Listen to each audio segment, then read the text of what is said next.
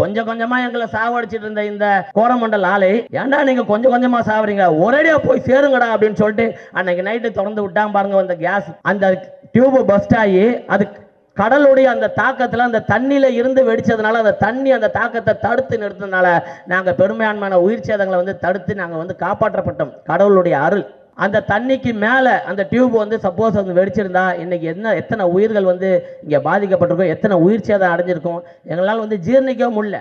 அன்னைக்கு நைட்டு ஓடின ஓட்டம் ஒவ்வொருத்தரும் அவங்களுடைய பிள்ளைங்களையும் குட்டிங்களையும் கூட்டிட்டு ஒரு தகப்பன்ற அந்த ஸ்தானத்தில் வந்ததுமே அடுத்த கட்டமே நம்மளுடைய பிள்ளைங்களுக்காக தான் நம்மளுடைய வாழ்க்கைன்னு ஆயிடுது. அப்படி இருக்க அந்த சூழ்நிலை அந்த குழந்தைகளை கூட்டிட்டு ஒவ்வொருத்தரும் வந்து ஓடி குழந்தைகளை கூட்டிட்டாச்சு ஓடிடலாம். வீட்டில் இருக்க பெற்றவங்க தாய் தகப்பனை விட வந்து வேற தெய்வமே இல்லைன்னு சொல்றோம். அந்த தெய்வங்களை எப்படி தூக்கிட்டு ஓடுறது? வயசானவங்க படுக்கையில் இருக்கிற முதியவர்கள், எங்களுடைய நிலைமையை கொஞ்சம் யோசிச்சு பாருங்க. அந்த அளவுக்கு உயிர் பயத்தை உயிரை கையில பிடிச்சிக்கிட்டு ஓடி இருக்கோம் நாங்க. இப்போ நம்ம கேஸ் வெளியாக சொல்லிட்டு இருக்கோம் பாருங்க, அது வந்து டேங்க்ல இருந்து வெளியாகல, டேங்க்ல கப்பல்ல இருந்து கேஸ் ஏத்தும் போது வெளியாகல. மிச்ச மீதி இருக்கிறது டேமேஜ்ல வெளியாயிருக்கு. அவன் செக் பண்ணும் போது மிச்ச மீதி இருப்பது கிட்டத்தட்ட வந்து 800 சுத்தி இருக்கக்கூடிய மக்கள் கிட்டத்தட்ட 40,000 பேர் வந்து அன்னைக்கு ஊரை காலி பண்ணிட்டு போயிட்டாங்க. அது காலி பண்ணி போன குடும்பம்லாம் இருக்குல்ல, கார்ல, பஸ்ல, வேன்ல, ஜீப்ல, பைக் எல்லாம் போனா பரவாயில்ல, போட்ல கிளம்பி போனாங்க. இந்த ஆத்துல இருந்து கிளம்பி எங்க பழையர்காடு வரைக்கும். அப்ப பாதிப்பு எப்படி இருக்கு வச்சு பாருங்க.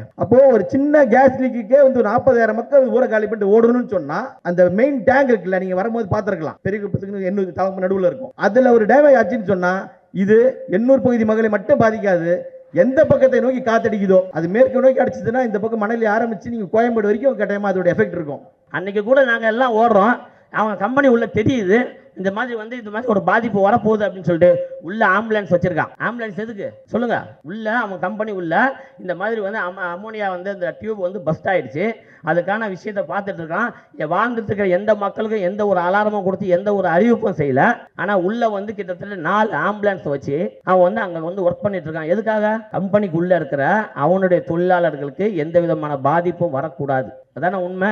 ஆனா உண்மை வந்து அது கிடையாது. ஒரு தொழிலாளி கம்பெனிக்கு உள்ள வச்சு அடிப்பட்டா அவனுக்கான செட்டில்மெண்ட் வேற, அதே தொழிலாளி அந்த கம்பெனிக்குள்ள செத்தே போயிட்டான்னு வச்சுக்கலாம், அவனுடைய செட்டில்மெண்ட்டே வேற. ஆக அந்த இடத்துல உயிர் பலி ஆகும்னு தெரிஞ்சு அந்த உயிர் பலி அந்த கம்பெனி உள்ள நடக்கக்கூடாது, கம்பெனிக்கு வெளியில தூக்கிட்டு போய் போடுறான் அங்க சாவட்டும்னு சொல்லிட்டு இந்த கம்பெனிக்கார அந்த கார்பரேட் முதல்ல அதுலயும் வந்து சுய லாபத்தை அடையக்கூடிய ஒரு மிகப்பெரிய கார்பரேட்டா தான் வந்து இந்த கோரமண்டல் தொழிற்சாலை இருக்குதுன்னு சொன்னா இது எல்லாருமே வந்து மறுக்க முடியாத வந்து உண்மை. நாம நின்றுட்டு இருக்கிறது, நீங்க உட்கார்ந்துட்டு இருக்கிற பகுதி தமிழ்நாட்டில் தலைநகரம் சென்னையுடைய முதல் வார்டு. அந்த முதல் வார்டில் வந்து இந்த நிலைமையில் இருக்குது. இந்த டேங்க் வெடிச்சதுன்னா கிட்டத்தட்ட குறைஞ்சது 25-30 கிலோமீட்டர் தூரத்துக்கு ஒரு புல்லு பூச்சி கூட இருக்காது. இன்னைக்கு இந்த ஆலையை வந்து காப்பாற்றலாம், இந்த கார்பரேட்டை வந்து நம்ம காப்பாற்றணும்னு சொல்லிட்டு யாருன்னா நினைச்சாங்க அரசியல்வாதிங்கன்னா கண்டிப்பா உங்களுக்கும் சொல்லிக்கிறேன், இன்னைக்கு ஆண்டுட்டு இருக்கிறோம் இந்த உலகத்தில் இருக்க மாட்டாரு. நாளைக்கு ஆளணும்னு நினைக்கிறவங்களும் இந்த உலகத்தில் இருக்க முடியாது. ஏன்னா எல்லாம் சென்னையில இருந்து 30 கிலோமீட்டர் சுற்றளவில் தான் நீங்களாம் உயிர் வாழ்ந்துட்டு இருக்கீங்கன்றதை மறக்க கூடாது. இந்த கார்பரேட்டுக்கு நீங்க விலை போனீங்கன்னா, இந்த கார்பரேட்டுக்கு நீங்க துணை போனீங்கன்னா, நீங்க விலை பேசுனா நீங்க வாங்கிட்டு போன பெட்டி வேணா உங்க வீட்டில் இருக்கும், வாழ்றதுக்கு உங்க உயிர் இருக்காது. ஏன் நாங்க கேட்கறது எதுவுமே கிடையாது. நான் நல்லா உழைக்கிறேன், நான் சம்பாதிக்கிறேன். இங்கதான் பக்கத்துல எனக்கு ஒரு கடை இருக்கு. அதே மாதிரி எங்க மீனவ மக்கள் இருக்கிறாங்க, எல்லாரும் நல்லா தான் இருக்கிறோம், நாங்க நல்லா சம்பாதிச்சிருக்கோம். உன் கம்பெனில இருந்து நாங்க எந்த பிச்சையும் கேட்கல, உன் கம்பெனில நான் வேலை வாய்ப்பு கேட்கல, உன் கம்பெனில இருந்து நீ அரிசி கொடு, பருப்பு கொடு, எனக்கு வாழ்வாதாரம் கொடு, எதுவுமே கேட்கல. நான் வாழணும், உயிர் வாழணும். நான் உயிர் வாழணும்னா உன்கிட்ட இருந்து நீ எதுவுமே கேட்கல. உன் கம்பெனியை மூடிட்டு நீ பாட்டுக்கு ஓடி போயிட்டே இரு, நான் நிம்மதியா உயிர் வாழ்வேன். எவ்வளவு அழிப்பு எங்களை சிபிசிஎல் கம்பெனி மூலமா இந்த ஆத்த அழிச்ச, ஆத்துல இருக்க மீன்களை அழிச்ச. இன்னைக்கு அடுத்து வந்து இந்த கடல்ல வந்து இந்த டச்சு அந்த அமோனியாவை திறந்து வந்து இந்த கடல் உயிரினங்கள் வந்து அழிச்சிட்டு இருக்கிற. நீ எங்களை வாழ விட்டனா நாங்க உழைச்சி நான் சம்பாரிச்சு நான் வாழுவேன். இது ஏன் கடல், என்னுடைய ஆறு, இங்க இருக்கிற மீன் வளத்தை வச்சு நாங்க வந்து உயிர் வாழ்ந்துப்போம். நாங்க அதை வித்து நாங்க எப்படி எங்க குடும்பத்தை வந்து காப்பாத்திப்போம். நீ இங்க இருந்து போயிடு, நீ இங்க இருந்து எங்க வளத்தை வந்து நீ அழிக்காத, நீ போயிட்டாவே நாங்க நிம்மதியா இருப்போம். இதுதான் எங்களுடைய ஒரே ஒரு ஆணித்தரமான வந்து ஒரு கொள்கை. நிவாரணத்தை கொடுத்து தான் எங்களுடைய சந்ததிங்க மூதாதைகள் எல்லாத்தையும் ஏமாத்தி வந்தவனுக்கு தான் இவனுக்கு எல்லாமே எங்க கிட்ட வந்து நிவாரணம் வந்து வேணுமான்னு கேட்கறாங்க. கண்டிப்பாக நிவாரணம் வேணும், கண்டிப்பா வேணும். யாருக்கு தெரியுங்களா? பாதிக்கப்பட்டு மருத்துவமனையில் அனுமதிப்பட்டிருந்தாங்களே அவர்களுக்கு வேணும். ஆன்ஜியோ பண்ணி 2 பேர் இன்னைக்கு வந்து ஆஸ்பத்திரியில் இருக்காங்களே அவங்களுக்கு வேணும். ஆனா யாருக்கிட்ட இருந்து வேணும்? இந்த அரசாங்கத்துக்கிட்ட இருந்து வேணும். கண்டிப்பாக இந்த கம்பெனி கொடுக்குற ஒரு 10 பைசா பணத்தை கூட நாங்க வந்து வாங்குறதுக்கு தயாரா இல்லை. பொதுவாக ஒரு இண்டஸ்ட்ரியில இது மாதிரி ஒரு தொழிற்சாலையில் ஒரு விபத்து நடக்குதுன்னு சொன்னா 24 மணி நேரத்தில் வந்து அவங்க ரிப்போர்ட் கொடுக்கணும், என்ன பாதிப்பு நடந்ததுன்னு சொல்லி. பொல்யூஷன் கண்ட்ரோல் போர்டு, மாசு கட்டுப்பாட்டு வாரியம் அடுத்த 2 நாள்ல 72 மணி நேரத்தில் டீடைல் ரிப்போர்ட் தரணும். எப்படி கசிந்தது, அதால ஏற்பட பாதிப்பு என்ன, யார் வந்து அதுக்கு காரணம், என்ன நடவடிக்கை எடுக்கணும் முதற்கொண்டு வந்து டீடைல்ஸ் கொடுக்கணும். இன்னைக்கு 14வது நாள், இன்னை வரை டீடைல் ரிப்போர்ட் என்பது கொடுக்கப்படல. நேற்று வந்து என்ஜிடில கேஸ் வந்திருக்கு, அதுல பொல்யூஷன் கண்ட்ரோல் போர்டு ஒரு ரிப்போர்ட் கொடுத்திருக்கு. இந்த கேஸ்ல 4 பேர் சம்பந்தப்பட்டிருக்காங்க. பொல்யூஷன் கண்ட்ரோல் போர்டு பதில் சொல்லி ஆகணும்னு சொல்லி என்ஜிடி சொல்லியிருக்கு. மேரிடைம் போர்டு சொல்லணும்னு சொல்லி கடல்ல நடந்திருக்கு சம்பவம், மேரிடைம் போர்டு தரணும்னு சொல்லியிருக்கு. இண்டஸ்ட்ரியல் சேஃப்டி அண்ட் ஹெல்த் தரணும்னு சொல்லியிருக்கு. மீன்வளத்துறை தெரிஞ்சு சொல்லியிருக்கு. பொல்யூஷன் கண்ட்ரோல் என்ன ரிப்போர்ட் கொடுத்ததோ அதே ரிப்போர்ட்டை காப்பி பண்ணி industrial safety and health department கொடுக்குது. ஜட்ஜே கேள்வி கேட்கிறாரு. நாங்க ரோட்ல நாங்க கத்துறது இல்ல, ஜட்ஜே கேள்வி கேட்கிறாரு. அந்த டிபார்ட்மெண்ட் தர ரிப்போர்ட் தான் நீயும் கொடுப்பேன்னு சொன்னா உங்களுக்கு தனி டிபார்ட்மெண்ட் கேள்வி கேட்கிறாரு. இந்த அளவுக்கு மோசமாக அரசு நிர்வாகிகள் பத்தின செயல்பட்டு இருக்காங்க. எங்களுடைய வழியை புரிந்து கொண்டு மக்களுடைய போராட்டத்தை, எண்ணூரில் போராடிட்டு இருக்க போராட்டத்தை தமிழகம் முழுக்க கொண்டு செல்வதற்காக தலைவர் திருமாவளவன் அவர்கள் வந்திருக்கிறார். அவர்களோடு நீங்களும் வந்திருக்கிறீர்கள். அந்த வகையில் நன்றி தெரிவிப்பதை மட்டுமே இப்போது எங்களுக்கான வாய்ப்பாக உள்ளது. என்ன சூழல்னு சொன்னா, கிட்டத்தட்ட வந்து இன்னைக்கு 14வது நாள் போராட்டம்.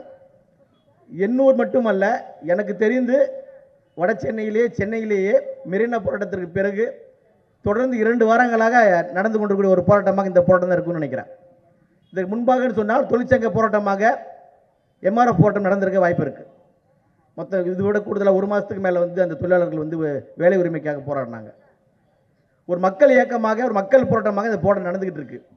எந்த அரசியல் கட்சியினுடைய நேரடி தலைமையும் இல்லாமல், எந்த ஒரு சமூக இயக்கத்தினுடைய நேரடி தலைமையும் இல்லாமல், மக்களே தங்களுக்கான தலைமையை உருவாக்கி கொண்டு ஒரு போராட்டத்தை முன்னெடுத்திருக்கிறோம்.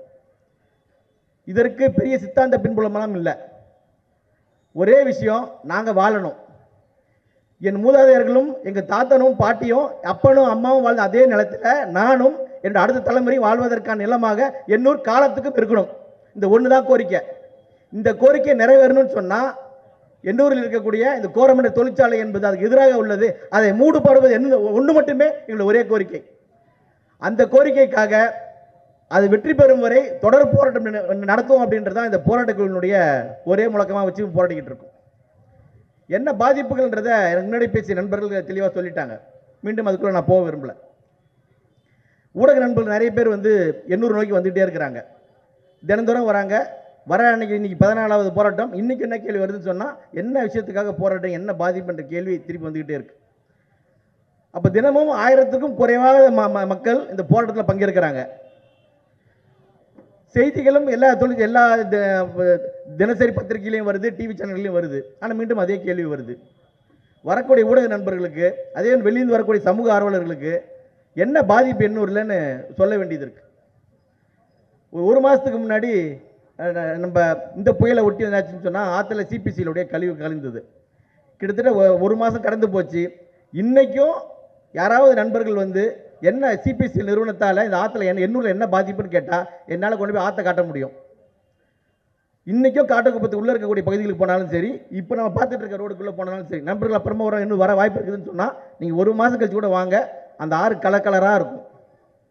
அப்படி வானவில் மாதிரி தண்ணி நேரம் இருக்கும். உங்கள் மூச்சு நெஞ்சு கூடு இருக்கு இல்லையா, அது முழுக்க என்ன வாசனை உங்களை வந்து தொலைச்சி எடுக்கும். அந்த பாதிப்போடு தான் மக்கள் இன்றைக்கும் வாழ்ந்துக்கிட்டு இருக்கிறாங்க. என்னால் காட்ட முடியும் சிபிசியோட ஆலையுடைய கழிவு ஏற்படுத்திய பாதிப்பு என்ன என்பது. ஆனால் இந்த கம்பெனி இப்போ இந்த அம்மோனியா கேஸ் லீக் ஆனதுக்கு அப்புறம் மூடப்பட்டிருக்கு. இப்போ இன்னைக்கு வந்து உட்காந்துருக்கீங்க இல்லையா, இன்னைக்கு நீங்கள் பார்த்து கொண்டு இருப்பதில் என்னுடைய சூழல். இப்போ தலைவர் வரும்போது வந்து பெரிய குப்பத்தில் இறங்கி மக்களுக்கு ஆதரவு தெரிவிச்சுட்டு வந்தார். அங்கே இன்னைக்கு இருக்கிற காற்று இல்லை, வழக்கமாக அவங்க சுவாசிக்கக்கூடிய காற்று. 26ஆம் தேதி இரவு 11:30 மணிக்கு கேஸ் லீக் ஆனதிலிருந்து கம்பெனி வந்து அதோடைய ஆலையுடைய செயல்பாடு நிறுத்தப்பட்டது. போராட்டம் 27ஆம் தேதி துவங்கினதிலிருந்து பெரிய குப்பத்தில் எல்லா கிராமங்களும் 33 கிராமங்களும் சேர்ந்து அங்கே போகிற முடிவெடுத்து 28ஆம் தேதி வரைக்கும், அதாவது தொழிற்சாலை இயங்க நிறுத்தின கிட்டத்தட்ட 48 மணி நேரம் வரைக்கும் அந்த சரௌண்டிங்கில் சல்ஃபர் டை ஆக்சைடு வாசனை போகலை. கொஞ்ச நேரம் மைக் பிடிச்சி பேசணும்னு சொன்னால் நெஞ்செல்லாம் எரியும். அப்போ ஒரு நாள் ஒரு 10 நிமிஷம் என்னால் மைக் பிடிச்சி பேசும்போது வந்து என் நெஞ்சு எரியுதுன்னு சொன்னால், தினந்தோறும் அங்கே வாழக்கூடிய மக்களுடைய உடல்நிலை எப்படி இருக்குன்னு யோசிச்சு பாருங்க.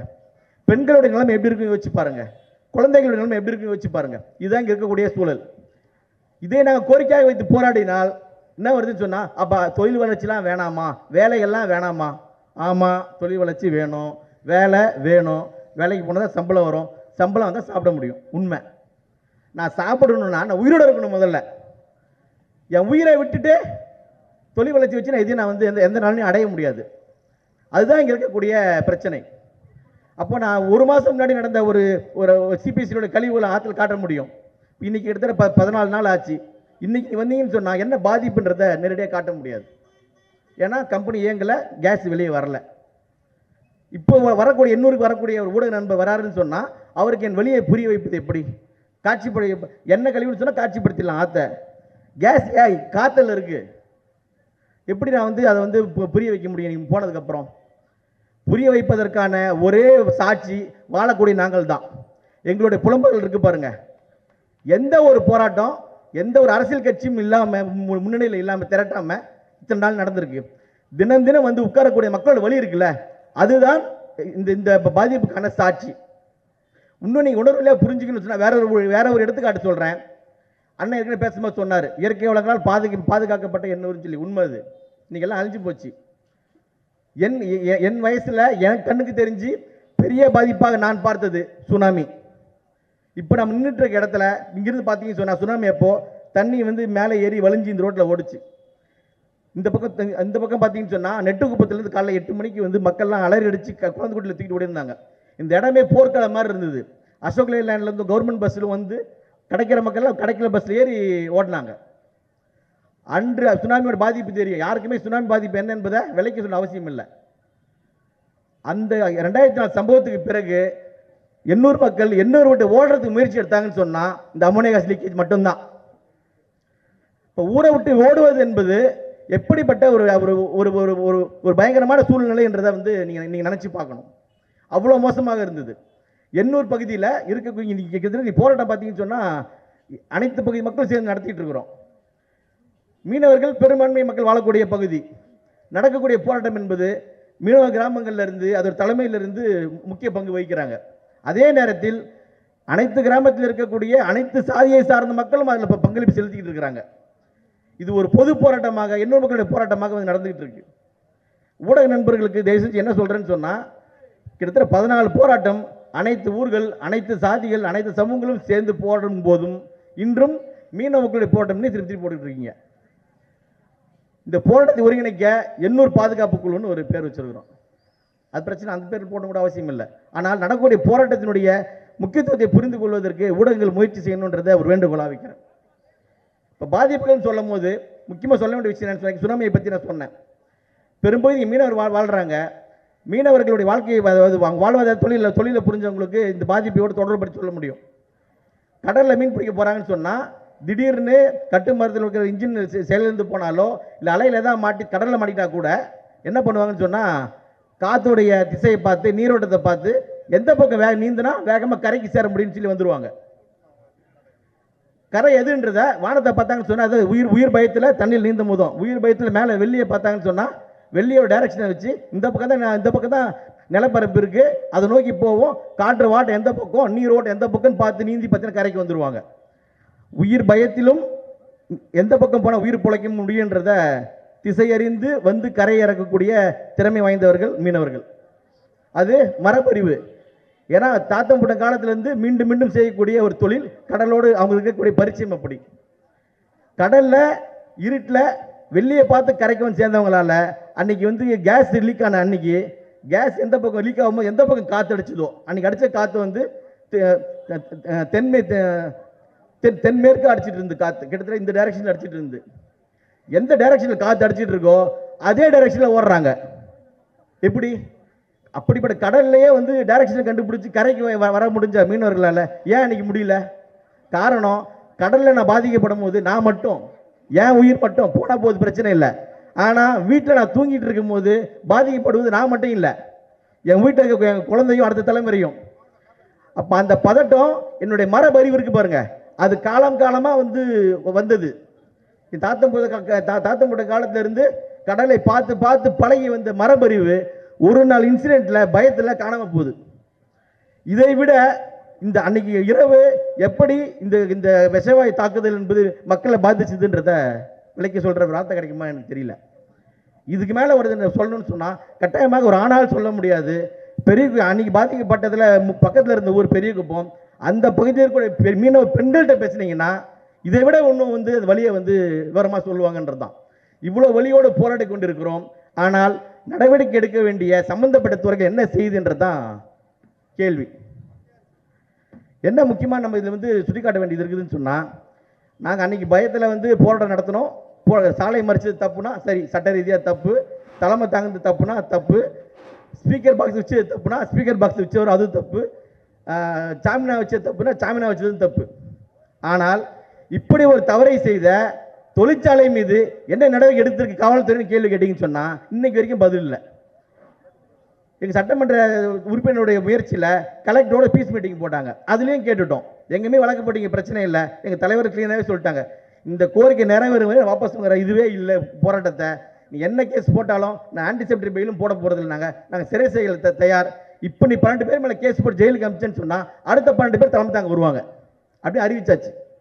நாங்கள் அறிவிச்சு கேட்ட கேள்வி என்னன்னு சொன்னால், என் மேலே வழக்கு போட்டல சாலை மறியல் பண்ணதுக்கு. இப்படி ஒரு கடல் பொது சொத்து, முருகப்பா குரூப்புக்கோ செட்டியாரோட குடும்பங்களுக்கோ பரம்பரை சொத்து இல்லை, எல்லா மக்களுக்குமானது. அது முதல்வருமே மீனவர்களுக்கு, அவ்வளோதான் தொழில் செய்கிறதுல. ஆனால் அது ஒரு இயற்கை, எல்லாருக்குமானது. அதில் அமோனியாவை கலந்து கெடுத்திருக்கிறான். அதை கேள்வி கேட்கறதுக்கு இன்னைக்கு வரைக்கும் ஆள் இல்லை. என்ன சட்டத்தின் அடிப்படையில் அவன் மீது நடவடிக்கை என்பது கூட வந்து இன்னைக்கு வரைக்கும் வந்து தெளிவாக சொல்லலை. அப்படிப்பட்ட சூழ்நிலை இருக்கிறோம். பொதுவாக ஒரு இண்டஸ்ட்ரியில் இது மாதிரி ஒரு தொழிற்சாலையில் ஒரு விபத்து நடக்குதுன்னு சொன்னால் 24 மணி நேரத்தில் வந்து அவங்க ரிப்போர்ட் கொடுக்கணும், என்ன பாதிப்பு நடந்ததுன்னு சொல்லி. பொல்யூஷன் கண்ட்ரோல் போர்டு, மாசு கட்டுப்பாட்டு வாரியம். அடுத்த 2 நாளில் 72 மணி நேரத்தில் டீட்டெயில் ரிப்போர்ட் தரணும். எப்படி கசிந்தது, அதால் ஏற்பட பாதிப்பு என்ன, யார் வந்து அதுக்கு காரணம், என்ன நடவடிக்கை எடுக்கணும் முதற்கொண்டு வந்து டீட்டெயில்ஸ் கொடுக்கணும். இன்னைக்கு 14வது நாள், இன்னை வரை டீட்டெயில் ரிப்போர்ட் என்பது கொடுக்கப்படலை. நேற்று வந்து என்ஜிடியில் கேஸ் வந்திருக்கு. அதில் பொல்யூஷன் கண்ட்ரோல் போர்டு ஒரு ரிப்போர்ட் கொடுத்துருக்கு. இந்த கேஸில் 4 பேர் சம்மந்தப்பட்டிருக்காங்க. பொல்யூஷன் கண்ட்ரோல் போர்டு பதில் சொல்லி ஆகணும்னு சொல்லி என்ஜிடி சொல்லியிருக்கு. மேரிடைம் போர்டு சொல்லணும்னு சொல்லி கடலில் நடந்திருக்கு சம்பவம், மேரிடைம் போர்டு தரணும்னு சொல்லியிருக்கு. இண்டஸ்ட்ரியல் சேஃப்டி அண்ட் ஹெல்த் தரணும்னு சொல்லியிருக்கு. மீன்வளத்துறை தெரிஞ்சு சொல்லியிருக்கு. பொல்யூஷன் கண்ட்ரோல் என்ன ரிப்போர்ட் கொடுத்ததோ அதே ரிப்போர்ட்டை காப்பி பண்ணி industrial safety and health department கொடுக்குது. ஜட்ஜே கேள்வி கேட்குறாரு. நாங்கள் ரோட்டில் நாங்கள் கத்துறது இல்லை, ஜட்ஜே கேள்வி கேட்குறாரு. அந்த டிபார்ட்மெண்ட் தர ரிப்போர்ட் தான் நீயும் கொடுப்பேன்னு சொன்னால் அவனுக்கு தனி டிபார்ட்மெண்ட் கேள்வி கேட்குறாரு. இந்த அளவுக்கு மோசமாக அரசு நிர்வாகிகள் பார்த்தீங்கன்னா செயல்பட்டுக்கிட்டு இருக்காங்க. இப்போ எங்களது பிரதிநிதியாக இருக்கக்கூடிய இப்போ கிட்டத்தட்ட பார்த்தீங்கன்னு சொன்னால் நாங்கள் போராடிக்கிட்டு இருக்கோம். எங்களது குரலாக இந்த வார்டனுடைய 2 கவுன்சில் மட்டும் அல்லாமல் திருவத்தூர் மாநகராட்சி மண்டலத்தை தீர்மானம் நிறைவேற்றிருக்காங்க ஆலயம் மூடணும்னு சொல்லி. சட்டமன்ற உறுப்பினர் பேசியிருக்கிறார் ஆலயம் மூடணும்னு சொல்லி. எங்களுடைய நாடாளுமன்ற உறுப்பினர் வந்து மத்திய அரசினுடைய இந்த துறை சார்ந்த மினிஸ்டருக்கு வந்து பெட்டிஷன் கொடுத்துருக்கிறாரு. இது உயிர் பாதுகாப்பு சம்பந்தப்பட்ட விஷயம், அதனால் வந்து காம்ப்ரமைஸுக்கே இடம் இல்லை, மூடணும்னு சொல்லி. இப்படி எங்களுடைய பிரதிநிதிகள் எல்லாரும் எங்களுடைய குரலை பிரதிபலித்து கொண்டு இருக்கும்போது அரசு நிர்வாகம் இருக்குதுல்ல, அவர்கள் என்ன செஞ்சுட்டு இருக்காங்கன்றது ஒரு பெரிய கேள்வியாக இருக்கு. ஒட்டுமொத்தமாக சட்ட ரீதியாக கடற்கரை சார்ந்து வாழக்கூடிய மக்களுக்கு பாதுகாப்பு என்பது சிஆர் செட்டு தான், கோஸ்டல் ரெகுலேஷன் ஜோன் சொல்லுவாங்க. இந்த பாயிண்ட்டை மட்டும் சொல்லி முடிச்சுக்கிறேன். அதில் என்ன சொன்னாங்கன்னு சொன்னால் 2004 சுனாமி வந்தது. சுனாமி வந்த உடனே சுனாமி காரணம் காட்டி கடற்கரையிலேருந்து 500 மீட்டருக்குள்ள மக்கள் யாரும் வாழக்கூடாதுன்னு சொல்லி தமிழகம் முழுக்க வந்து மீனவர்களை வெளியேற்ற முயற்சி நடந்தது. கிட்டத்தட்ட எல்லா அமைப்புகளுடைய பங்கேற்போடு பார்த்தீங்கன்னு சொன்னால் அந்த திட்டத்தை ஒத்துக்க முடியாது, பாரம்பரியம் வாழக்கூடிய பகுதி நாங்கள் வாழுவோம்னு சொல்லி தடுத்து நிறுத்தினாங்க. நீங்கள் அமல்படுத்த முடியல. எனக்கு என்ன புரியலன்னா, சுனாமி வந்ததுன்னு இன்னொரு சுனாமி வந்ததுன்னு சொன்னால் இங்கே தாளங்குப்பத்தி நெட்டுக்குப்பத்தி வாழக்கூடிய மக்கள் அலை வந்ததுன்னு சொன்னால் சாவும், பிரச்சனை இல்லை, சாவும். அதே நேரத்தில் கடல்லேருந்து 50 மீட்டரில் இருக்க அந்த டேங்க், அம்மோனியா டேங்க், கிட்டத்தட்ட 2500 மெட்ரிக் டன் கெப்பாசிட்டி. ஒருவேளை இன்னொரு சுனாமி வந்து அந்த அலை அடித்து அந்த டேங்க் டேமேஜ் ஆச்சுன்னு சொன்னால் அது ஃபுல் கெப்பாசிட்டியில் இருக்கும்போது அது இம்பாக்ட் யோசிச்சு பாருங்க. ஏன்னா இப்போ நம்ம கேஸ் வெளியாக சொல்லிட்டு இருக்கோம் பாருங்க, அது வந்து டேங்க்லேருந்து வெளியாகலை, டேங்கில் கப்பல்லேருந்து கேஸை ஏற்றும் போது வெளியாகலை. மிச்ச மீதி இருக்கிறது டேமேஜில் வெளியாகிருக்கு. அவன் செக் பண்ணும் போது மிச்ச மீதி இருப்பது கிட்டத்தட்ட வந்து 800 சுற்றி இருக்கக்கூடிய மக்கள் கிட்டத்தட்ட 40,000 பேர் வந்து அன்னைக்கு ஊரை காலி பண்ணிட்டு போயிட்டாங்க. அது காலி பண்ணி போன குடும்பம்லாம் இருக்குல்ல, காரில், பஸ்ஸில், வேனில், ஜீப்பில், பைக்கெல்லாம் போனால் பரவாயில்ல, போட்டில் கிளம்பி போனாங்க. இந்த ஆற்றுலேருந்து கிளம்பி எங்கே பழையர்காடு வரைக்கும். அப்போ அந்த பாதிப்பு எப்படி இருக்கு வச்சு பாருங்க. அப்போது ஒரு சின்ன கேஸ் லீக்குக்கே வந்து 40,000 மக்கள் ஊரை காலி பண்ணிட்டு ஓடணும்னு சொன்னால், அந்த மெயின் டேங்க் இருக்குல்ல, நீங்கள் வரும்போது பார்த்துருக்கலாம், பெரிய குப்பத்துக்கு 800 தலைப்பு நடுவில் இருக்கும். அதில் ஒரு டேமேஜ் ஆச்சுன்னு சொன்னால் இது எண்ணூர் பகுதி மக்களை மட்டும் பாதிக்காது. எந்த பக்கத்தை நோக்கி காத்தடிக்குதோ, அது மேற்கு நோக்கி அடிச்சதுன்னா இந்த பக்கம் மணலி ஆரம்பித்து நீங்கள் கோயம்பேடு வரைக்கும் கட்டாயமாக அதோட எஃபெக்ட் இருக்கும். இப்போ கிட்டத்தட்ட சென்னை, திருவள்ளூர் 2 மாவட்டத்தினுடைய ஒட்டுமொத்த மக்களை பாதிக்கக்கூடியதாக பெரிய அளவில் வந்து இந்த பாதிப்பு இருந்திருக்கும். அப்போ இந்த பாதிப்பு ஏற்படக்கூடாது என்பதற்காகத்தான் அந்த போராட்டம் நடந்து கொண்டு இருக்கிறது. மத்திய அரசாங்கத்தில் இந்த சிஆர்செட் ஆக்டை எந்த அளவுக்கு வந்து தொழிற்சாலைகளுக்கு, தொழில் வளர்ச்சிக்கு தகுந்த மாதிரி வந்து அது பல்லு பிடுங்கப்பட்ட பம்பா மாற்ற முடியுமோ அதுக்கு எல்லா முயற்சி செஞ்சுட்டு இருக்கிறாங்க. கடந்த ஆண்டு புதிய அமெண்ட்மெண்ட் கொண்டு வந்தாங்க. அந்த அமெண்ட்மெண்ட் கொண்டு வந்தப்ப அது எதிர்த்து சட்டம் நாடாளுமன்றத்தில் பேசியதில் விடுதலை சிறுத்தைகளுடைய பொதுச் செயலாளர் ரவிக்குமார் அவர்கள் பேசியிருந்தார். இந்த சட்டம் ஏற்கனவே கடற்கரை முழுக்க சூழ்நிலை பிரச்சனை ஏற்படுத்தியிருக்கு. இந்த சட்டத்தை மேலும் நீங்கள் வந்து நிறுத்த போக செஞ்சீங்கன்னு சொன்னால் ஒட்டுமொத்தமாக மக்கள் பெரும் பாதிக்கப்படுவார்கள் பேசினார். அதே தான் நானும் திரும்ப வலியுறுத்தி சொல்கிறேன். அந்த சட்டத்தினை முழுமையாக அமுல்படுத்துவதிலும் நிறுத்து போகாமல் பாதுகாப்பதிலும், அதே போன்று இந்த தொழிற்சாலை எப்படி வந்து சிஆர்செட் ஆக்டை மீறி இங்கே வந்திருக்குன்னு சொன்னால் 91 தான் சட்டம் வந்தது.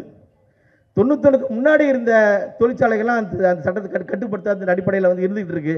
ஆனால் இப்போ நேரடியாக அது வெடித்தால் என்ன பாதிப்பு வரும் என்றது மக்கள் நாங்கள் பார்த்துட்டோம். இனிமேட்டு வருஷ கணக்கெல்லாம் பார்த்துட்டு இருக்க முடியாது. அது 91க்கு முன்னா 91க்கு பின்னாடிலாம் கிடையாது. வேணானா வேணாம், உயிர் தான். அது யாராக இருந்தாலும் அவர் உயிர் வந்து முக்கியம்தான். அந்த வகையில் இந்த மக்களினுடைய ஒட்டுமொத்த கோரிக்கை என்பது இந்த தொழிற்சாலையை மூட வேண்டும்.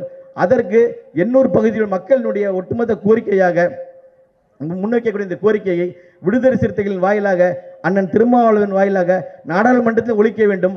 அதன் மூலமாக மத்திய அரசாங்கத்திற்கு ஒரு பெரிய அழுத்தத்தை கொடுத்து இந்த தொழிற்சாலையை மூடுவதற்கான அனைத்து விஷயங்களை முன்னெடுக்குமாறு தலைவர் அவர்களை கேட்டுக்கொண்டு விடைபெறுகிறேன். நன்றி. ஐயா, நான் கேட்கறது வந்து ஒரே ஒரு விஷயம்தான். 26 இரவு நாங்கள் பட்ட அவஸ்தை. இதற்கு முன் அதே 26 சுனாமி பேரலையால் இந்த பகுதியில் இல்ல, ஒட்டுமொத்த தமிழகத்தின் கரையோர பகுதியில் வாழும் ஒவ்வொரு மீனவனுடைய பாதிப்பு என்னவென்று நாம் எல்லாம் அறியாதது ஒன்றும் கிடையாது. ஏகப்பட்ட உயிரிழப்புகள். அந்த பாதிப்புகள் ஒவ்வொரு ஆண்டும் எங்களை நினைவுறுத்திக் கொண்டிருக்கும். அதே வேளையில் அதே சுனாமி நாள் அன்று 26ஆம் தேதி இரவு இந்த கோரமண்டல் நச்சு ஆலை தன்னுடைய வேலையை காட்டி எங்களை எல்லாம் இந்த 800 பகுதியை விட்டு ஓட விரட்டிய மிக பெருமையான ஒரு சிறப்புக்கு வந்து சொந்தக்காரர்கள் யார் என்றால் இந்த கோரமண்டல் தான். அன்னைக்கு நைட்டு நாங்கள் கோரமண்டலுடைய நச்சு ஆலையை நாங்கள் வந்து உணரல, அந்த ஆலையிலேருந்து வந்த விஷவாயுவை நாங்கள் உணரல. சுனாமினால் மீண்டும் ஒரு சுனாமி இந்த இடத்தில் தாக்குகிறதோ என்ற ஒரு அச்ச உணர்வோடு ஓடியவர்கள் நாங்கள் வந்து பலர். இது யாருமே வந்து மறுக்க முடியாத ஒரு உண்மை. இந்த கோரமண்டல் கம்பெனி எங்களை வந்து எல்லா விதத்திலையும் வந்து பாதிச்சுட்டு இருக்குது. கொஞ்சம் நஞ்சங்கள்ல எங்களுடைய நிலத்தடி நீரை வந்து காலி பண்ணிடுச்சு, எங்களுடைய மீன் வளத்தை காலி பண்ணிடுச்சு. எங்களை வந்து ஒவ்வொரு நாளும் இந்த புகையை விட்டுட்டு ஒவ்வொரு நாளும் எங்களுக்குள்ள அந்த புகையை சுவாசிச்சு எங்களுடைய சுவாசத்தில் வந்து எல்லாருமே வந்து கோளாறு இருக்கிற ஒரு சூழ்நிலையை வந்து உருவாக்கிது. இதெல்லாம் வந்து ஒரு புறம் இருக்க, கொஞ்சம் கொஞ்சமாக எங்களை சாவடிச்சிட்டு இருந்த இந்த கோரமண்டல் ஆலை, ஏன்டா நீங்கள் கொஞ்சம் கொஞ்சமாக சாவறீங்க, ஒரேடியாக போய் சேருங்கடா அப்படின்னு சொல்லிட்டு அன்னைக்கு நைட்டு திறந்து விட்டாங்க பாருங்க. அந்த கேஸ் அந்த டியூபு பஸ்ட் ஆகி அது கடலுடைய அந்த தாக்கத்தில் அந்த தண்ணியில் இருந்து வெடிச்சதுனால அந்த தண்ணி அந்த தாக்கத்தை தடுத்து நிறுத்தினால நாங்கள் பெருமையான்மான உயிர் சேதங்களை வந்து தடுத்து நாங்கள் வந்து காப்பாற்றப்பட்டோம். கடவுளுடைய அருள். அந்த தண்ணிக்கு மேலே அந்த டியூப் வந்து சப்போஸ் வந்து வெடிச்சிருந்தா இன்னைக்கு எத்தனை உயிர்கள் வந்து இங்கே பாதிக்கப்பட்டிருக்கோம், எத்தனை உயிர் சேதம் அடைஞ்சிருக்கும், எங்களால் வந்து ஜீர்ணிக்க முடியல. அன்னைக்கு நைட்டு ஓடின ஓட்டம் ஒவ்வொருத்தரும் அவங்களுடைய பிள்ளைங்களையும் குட்டிங்களையும் கூட்டிகிட்டு ஒரு தகப்பன்ற அந்த ஸ்தானத்தில் வந்ததுமே அடுத்த கட்டமே நம்மளுடைய பிள்ளைங்களுக்காக தான் நம்மளுடைய வாழ்க்கைன்னு ஆயிடுது. அப்படி இருக்க அந்த சூழ்நிலை அந்த குழந்தைகளை கூட்டிகிட்டு ஒவ்வொருத்தரும் வந்து ஓடி குழந்தைகளை கூட்டிட்டாச்சும் ஓடிடலாம். வீட்டில் இருக்க பெற்றவங்க தாய் தகப்பனை விட வந்து வேற தெய்வமே இல்லைன்னு சொல்கிறோம். அந்த தெய்வங்களை எப்படி தூக்கிட்டு ஓடுறது? வயசானவங்க படுக்கையில் இருக்கிற முதியவர்கள், எங்களுடைய நிலைமையை கொஞ்சம் யோசிச்சு பாருங்க. அந்த அளவுக்கு உயிர் பயத்தை உயிரை கையில் பிடிச்சிக்கிட்டு ஓடி இருக்கோம். நாங்கள் செத்து பொழைச்சி வந்திருக்கோம். உண்மையை சொல்ல போனால் ஒரு பாட்டு வரும், நான் செத்து பொழைச்சவன்டா யமனை பார்த்து சிரிச்சவன். ஆனால் நாங்கள் யமனை பார்த்துலாம் சிரிக்கல, செத்து பொழைச்சி வந்துட்டோம். அன்னைக்கு நைட்டு உயிர் பயத்தை பார்த்து உயிருக்கு போராடி அந்த உயிரை காப்பாற்றி நாங்கள் வந்து மீண்டு வந்துட்டோம். ஆனால் கண்டிப்பாக மறுபடியும் நாங்கள் சாக மாட்டோம் அப்படின்றதுக்கு எந்த கேரண்டி இல்லாமல் இன்னைக்கு இந்த உலகத்தில் வந்து இந்த எண்ணூரில் வந்து நாங்கள் வாழ்ந்துட்டு இருக்கிறோம். இன்னைக்கு நைட்டு மறுபடியும் அங்கே பஸ்ட் ஆகுமா, மறுபடியும் நாளைக்கு ஆகுமா, நாளைக்கு ஆகுமா, ஒரு மாதத்தில் ஆகுமா, என்னைக்கு நடக்கும், என்னைக்கு நாங்கள் உயிர் போவோம், எதுவுமே தெரியாது எங்களுக்கு. ஐயா நீங்கள் வந்து சாதாரணமாக யோசிச்சுங்க, நாம் ஒரு வண்டி வாங்குகிறோம், ஒரு புது வண்டி நல்லா ஓடிட்டு இருக்கு, 30,000 கிலோமீட்டர் ஓடிச்சு, நல்லா இருக்குது. 40,000 கிலோமீட்டர் ஓடிச்சு, ஒரு சின்ன ஃபால்ட் வந்துச்சு. அந்த ஃபால்ட்டை நான் வந்து சரி பண்ணிட்டு ஓட்டுறேன் 50,000 கிலோமீட்டர். அடுத்து ஒரு ஃபால்ட் வருது, வருமா வராதா? வண்டி ஓட ஓட ஃபால்ட் வந்துக்கிட்டு தான் இருக்கும். அந்த 50,000 நான் சரி பண்ணிட்டு ஓட்டினேன், 55,000 வச்சு 60,000 வெடிச்சு போச்சு, முடிஞ்சு போச்சு. அந்த வண்டியோடைய ஆயுசு முடிஞ்சிருச்சு. அதே தான் இங்கே வந்து நிலைமை. இந்த எண்ணூரில் இவன் 100 வருஷம் வந்து இந்த இந்த உர தொழிற்சாலையில் 100 வருஷத்துக்கு அந்த டியூபுக்கு வந்து எந்த விதமான பாதிப்பும் வராது, இந்த டேங்க்னால எந்த விதமான பிரச்சனையும் இல்லை 100 ஆண்டுகளுக்கு அப்படின்னு சொல்லி எங்களுடைய மூதாதையர், எங்களுடைய அப்பா, எங்களுடைய பாட்டை எல்லாத்தையும் ஏமாற்றி கொண்டு வந்த கம்பெனி தான் இந்த கம்பெனி. அன்னைக்கு எங்கள் பாட்டனுக்கு எங்கள் அப்பாவுக்கு வந்து படிப்பறிவு கிடையாது. படிப்பறிவு இல்லாத இந்த ஏழை மக்களை, இந்த கடலோரத்தில் வாழ்ந்து கொண்டிருக்க இந்த மீனவ மக்களை வந்து ஏமாற்றி கொண்டு வந்த கம்பெனி இந்த கோரமண்டல் உலத்தொழிற்சாலை என்றால் இது யாருமே மறுக்க முடியாத வந்து ஒரு உண்மை. அப்படி ஏமாற்றி இந்த இடத்துல வந்து எங்களை எல்லாத்தையும் ஒரு நாளும் அழிச்சிட்டு இருக்க இந்த கம்பெனி, எங்களுக்கு உயிர் பயத்தை காமிச்ச இந்த கம்பெனி நாளைக்கு மறுபடியும் இன்னைக்கு பஸ்ட் ஆயிடுச்சு, 30 வருஷத்தில் ஆயிடுச்சு. 100 வருஷம் சொன்னால் 30 வருஷத்தில் ஆச்சு. இன்னைக்கு வந்து அதை சரி செய்கிறேன்னு சொல்கிறான். நாளைக்கு 31வது வருஷத்தில் ஆகாதுன்னு என்ன நிச்சயம்? 35வது வருஷத்தில் ஆகாதுன்னு என்ன நிச்சயம்? 40வது ஆண்டில் வந்து இந்த டேங்க் வெடிச்சு சிதறாதுன்றதுக்கு என்ன நிச்சயம் இருக்கு? ஒரு 1984 போபாலில் நடந்துச்சு இந்த மாதிரி ஒரு விபத்து. இன்னைக்கு அதே ஒரு சூழ்நிலை எண்ணூர் பகுதியில் இந்த கோரமண்டல் உலத்தொழிற்சாலையால் வந்து இருக்கிறது அந்த ஆபத்து. இந்த ஆபத்தை யாரும் உணராத அரசியல் கட்சி தலைவர்கள் இன்னைக்கு வெளியில இருந்து எல்லாம் பார்த்துட்டு இருக்காங்க வேடிக்கை. இது எண்ணூர்ல தமிழ்நாட்டின் கடைக்கோடியில் சென்னை மாவட்டம் தலைநகருடைய கடைக்கோடியில் இது 1வது வார்டு. நாம நின்றுட்டு இருக்கிறது, நீங்க உட்கார்ந்துட்டு இருக்கிற பகுதி தமிழ்நாட்டில் தலைநகரம் சென்னையுடைய முதல் வார்டு. அந்த முதல் வார்டில் வந்து இந்த நிலைமையில் இருக்குது. இந்த டேங்கை வெடிச்சதுன்னா கிட்டத்தட்ட குறைஞ்சது 25-30 கிலோமீட்டர் தூரத்துக்கு ஒரு புல்லு பூச்சி கூட இருக்காது. இன்னைக்கு இந்த ஆலையை வந்து காப்பாற்றலாம், இந்த கார்பரேட்டை வந்து நம்ம காப்பாற்றணும்னு சொல்லிட்டு யாருன்னா நினைச்சாங்க அரசியல்வாதிங்கன்னா கண்டிப்பா உங்களுக்கும் சொல்லிக்கிறேன், இன்னைக்கு ஆண்டுட்டு இருக்கிறோம் இந்த உலகத்தில் இருக்க மாட்டாரு, நாளைக்கு ஆளணும்னு நினைக்கிறவங்களும் இந்த உலகத்தில் இருக்க முடியாது. ஏன்னா எல்லாம் சென்னையில இருந்து 30 கிலோமீட்டர் சுற்றளவில் தான் நீங்களாம் உயிர் வாழ்ந்துட்டு இருக்கீங்கன்றதை மறக்கக்கூடாது. இந்த கார்பரேட்டுக்கு நீங்க விலை போனீங்கன்னா, இந்த கார்பரேட்டுக்கு நீங்க துணை போனீங்கன்னா, நீங்க விலை பேசுனா நீங்க வாங்கிட்டு போன பெட்டி வேணா உங்க வீட்டில் இருக்கும், வாழ்றதுக்கு உங்க உயிர் இருக்காது. நிச்சயமாக சத்தியமாக நாம வந்து இந்த விஷயத்துல இந்த மக்களுடைய உயிர் அப்படின்ற ஒரு விஷயத்துல வந்து கவனம் செலுத்தாம இந்த கார்பரேட் கம்பெனிக்கு யாரெல்லாம் சப்போர்ட் பண்ணிட்டு போறாங்களோ, எந்த தலைவராக இருந்தாலும் சரி, அந்த தலைவர்கள் இந்த உலகத்தில் அவங்க வந்து அடைஞ்ச பலன் வந்து ஏதாவது பொருளோ பணமோ இருக்கலாம், அவங்களுடைய உயிர் என்பது நிச்சயமாக எங்களோடு சேர்ந்து இந்த மண்ணில் மடியும் என்பது நான் இந்த நேரத்தில் ஆணித்தரமாக சொல்லிக் கொள்கிறேன். ஏன் நாங்கள் கேட்கறது எதுவுமே கிடையாது, நான் நல்லா உழைக்கிறேன், நான் சம்பாதிக்கிறேன். இங்கே தான் பக்கத்தில் எனக்கு ஒரு கடை இருக்குது. அதே மாதிரி எங்கள் மீனவ மக்கள் இருக்கிறாங்க, எல்லாரும் நல்லா தான் இருக்கிறோம், நாங்கள் நல்லா சம்பாதிச்சிடுவோம்.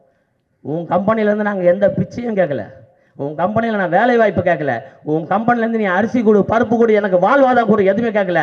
நான் வாழணும், உயிர் வாழணும். நான் உயிர் வாழணும்னா உன்கிட்ட இருந்து நீ எதுவுமே கேட்கல, உன் கம்பெனியை மூடிட்டு நீ பாட்டுக்கு ஓடி போயிட்டே நான் நிம்மதியாக உயிர் வாழ்வேன்.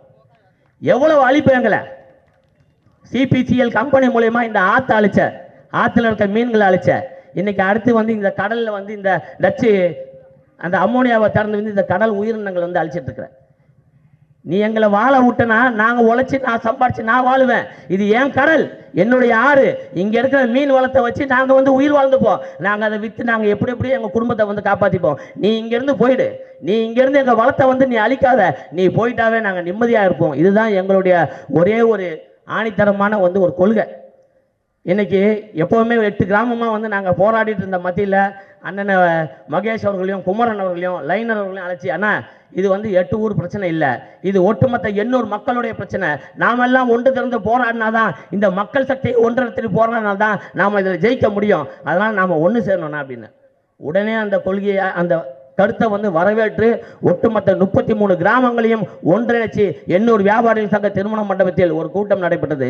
அப்படி உருவாக்கப்பட்டதுதான் இந்த எண்ணூர் மக்கள் பாதுகாப்பு குழு. இந்த எண்ணூர் மக்கள் பாதுகாப்பு குழு என்று உருவான அடுத்த நொடி எங்களுடைய போராட்டம் தொடர்ந்தது. உயிரை கையில் பிடிச்சி ஓடினாங்க, எங்கள் புள்ள குட்டிகளை கொடுத்து ஓடினாங்க, தூக்கிட்டு ஓடணும். நாங்கள் எப்படி போராட எங்களுக்கு எதுவும் தெரியாது. நாங்கள் இந்த கம்பெனி கார்பரேட்டோட கேஸ் போட்டு நாங்கள் பணத்தை செலவு பண்ணி மோத சொல்கிறீங்களா? எங்களுக்கு அந்த சக்தி கிடையாது. எங்ககிட்ட இருக்கிற ஒரே சக்தி மக்கள் சக்தி. அந்த மக்களை திரட்டணும், மக்களை திரட்டி மக்கள் போராட்டம் அறவழி போராட்டமாக நடத்திட்டு இருக்கிறோம். இன்னைக்கு வரைக்கும் யாரையும் தொந்தரவு செய்யலை, எந்த சாலையும் நாங்கள் மறிக்கல, எதுவுமே பண்ணல. இது அறவழி போராட்டம். இன்னைக்கு எங்களுக்கு பெருமையாக இருக்குது. ஒவ்வொரு கட்சி தலைவர்களும் வருகை தந்து தானாக முன் வந்து எங்களுக்கு வந்து ஆதரவு தெரிவிச்சிட்டு இருக்காங்க. அந்த நேரத்தில் இன்னைக்கு ஒரு ஒப்பற்ற தலைவர் எழுச்சி தமிழர் ஐயா திருமாவளவர்களுக்கு நான் இந்த நேரத்தில் நன்றி சொல்ல கடமைப்பட்டுள்ளேன். முதல் தலைவர் எங்களுக்காக இந்த மக்கள் பாதுகாப்பு குழுக்காக இந்த எண்ணூர் மக்கள் வர ஒரு 70,000 மக்களுடைய உயிர் பிரச்சனை என்பதை முதல்ல கவனத்தில் கொண்டு எங்களுக்காக ஒரு கண்டன ஆர்ப்பாட்டத்தை அறிவித்த ஒப்பற்ற தலைவர் எங்களுடைய ஐயா எழுச்சி தமிழர் திருமாவளவன் என்று சொன்னால் அது கண்டிப்பாக மிகையாகாது. ஐயா அவர்களுக்கு இந்த நேரத்தில் நான் அதற்கு நன்றி சொல்ல கடமைப்பட்டிருக்கேன். ஐயா, ஒரு விஷயத்தை கவனத்தில் கொள்ளுங்க. இந்த பகுதியில் எல்லாரும் வந்து கேட்குறாங்க, உங்களுக்கு வந்து எதனா நிவாரணம் வேணுமா? நிவாரணத்தை கொடுத்து தான் எங்களுடைய சந்ததிங்க மூதாதைகள் எல்லாத்தையும் ஏமாற்றி வந்தவனுக்கு தான் இவனுங்க எல்லாமே எங்ககிட்ட வந்து நிவாரணம் வந்து வேணுமான்னு கேட்குறாங்க. கண்டிப்பாக நிவாரணம் வேணும், கண்டிப்பாக வேணும். யாருக்கு தெரியுங்களா? பாதிக்கப்பட்டு மருத்துவமனையில் அனுமதிப்பட்டிருந்தாங்களே அவர்களுக்கு வேணும். ஆன்ஜியோ பண்ணி 2 பேர் இன்னைக்கு வந்து ஆஸ்பத்திரியில் இருக்காங்களே அவங்களுக்கு வேணும். ஆனால் யாருக்கிட்ட இருந்து வேணும்? இந்த அரசாங்கத்துக்கிட்ட இருந்து வேணும். கண்டிப்பாக இந்த கம்பெனி கொடுக்குற ஒரு 10 பைசா பணத்தை கூட நாங்கள் வந்து வாங்குறதுக்கு தயாராக இல்லை. பாதிக்கப்பட்ட மக்களுக்காக அரசாங்கம் நிவாரணம் வழங்க வேண்டும். அதே நேரத்தில் எங்களுக்கும் நிவாரணம் வேணும். எங்களுக்கு தேவையானது ஒரே ஒரு நிவாரணம் தான். என்னது? இந்த கம்பெனியை நிரந்தரமாக இழுத்து மூடுவதே இந்த எண்ணூர் மக்களுக்கு நீங்கள் செய்யக்கூடிய நிவாரணம் என்று இந்த நேரத்தில் தெரியப்படுத்திக் கொள்கிறேன். 60,000 மக்களில் என் பேர்லேயும் ஒரு கேஸ் இருக்குது. எங்களுடைய பாதுகாப்பு குழுவை சார்ந்த 18 பேர், எங்கள் மகேசன் இருக்கட்டும், குமரன் இருக்கட்டும், நானாக இருக்கட்டும், 18 பேர். பெருமையாக தான் இருக்குது. நாங்கள் ஒன்றும் கவலைப்படலை.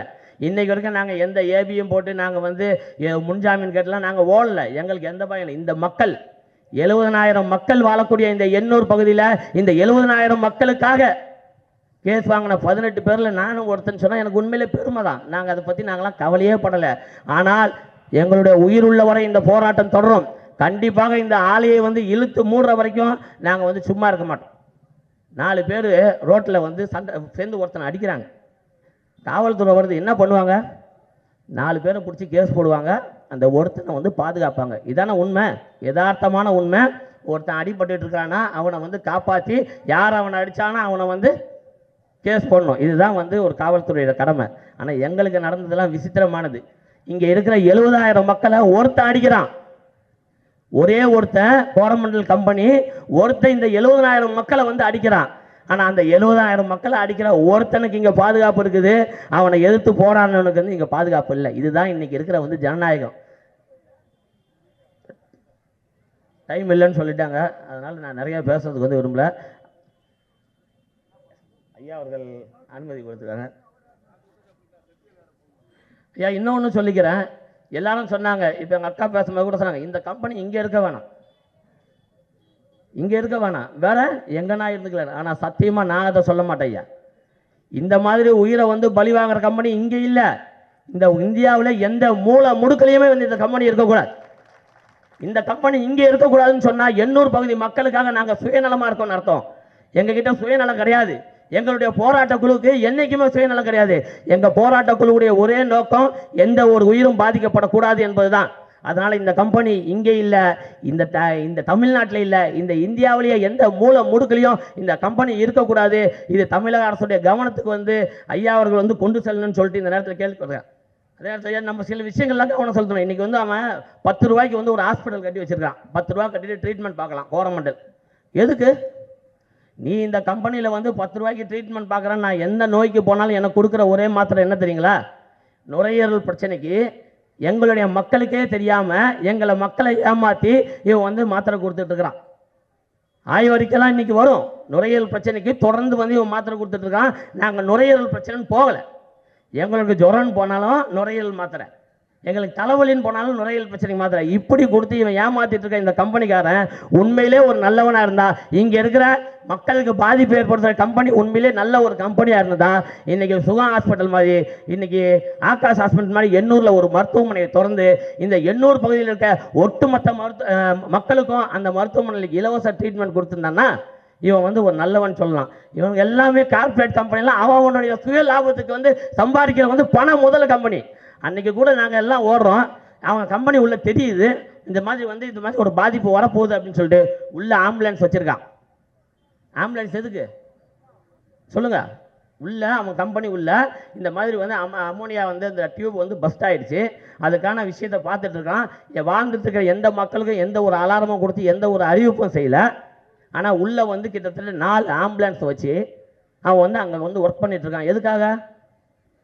கம்பெனிக்குள்ளே இருக்கிற அவனுடைய தொழிலாளர்களுக்கு எந்த விதமான பாதிப்பும் வரக்கூடாது.